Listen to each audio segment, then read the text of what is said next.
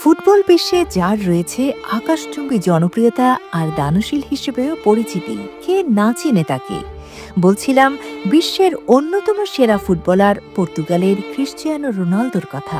Career জীবনে অনেক খ্যাতি, সম্মান আর অর্থ উপার্জনকারী এই খেলোয়াড়ের সাফল্যের কথা জানি আমরা অনেকেই, কিন্তু বিশ্বসেরা খেলোয়াড় হয়ে ওঠার আগের জীবনী সম্পর্কে কতটুকু জানি?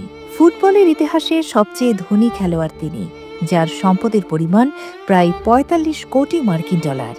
কিন্তু সফলতার চরম শিখরে বসা রোনালদোর জীবনী শুরু হয়েছিল এক দরিদ্র পরিবারে। রোনালদো ছাড়াও আরও পরিবারে এক ভাই ও এক বোনের সংসারে ছিল সবসময় অভাব অনটন। ১৯৮৫ সালের ৫ই ফেব্রুয়ারি পর্তুগালের মাদেইরা দ্বীপপুঞ্জে এক মালির ঘরে জন্মগ্রহণ করেন রোনালদো। তার পুরো নাম Cristiano Ronaldo dos Santos Aveiro. বাবা ডেনিস অ্যাভেইরো স্থানীয় পৌরসভার একজন সামান্য মালি এবং মা মারিয়া ছিলেন একজন রাঁধুনি।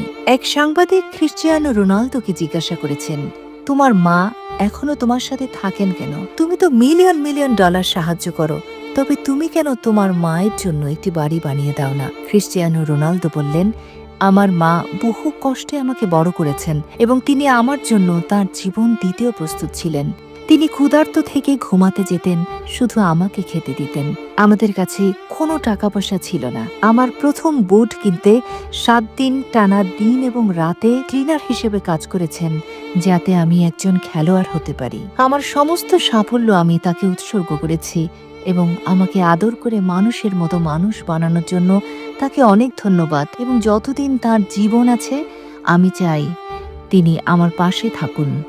অর্থ দিয়ে সবকিছু হয় না, আমি যা দিতে পারি তাকে সবকিছুই রয়েছে তার, কিন্তু সন্তানের ভালোবাসা, যত্ন, সেবার চেয়ে বড় কিছু হয় না। পৃথিবীতে তিনি আমার সবচেয়ে বড় আশ্রয় এবং বিধাতার থেকে আমার জন্য সবচেয়ে বড় উপহার। বন্ধুরা, বিশ্বের অন্যতম সেরা ফুটবলার রোনালদোকে নিয়ে কেমন লেগেছে প্রতিবেদনটি?